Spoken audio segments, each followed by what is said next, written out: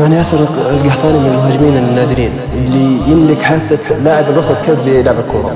يعني بالذات اللاعب الوسط يرتاح كثير لما يلعب مع مهاجم مثل ياسر القحطاني. القحطاني ولع القحطاني.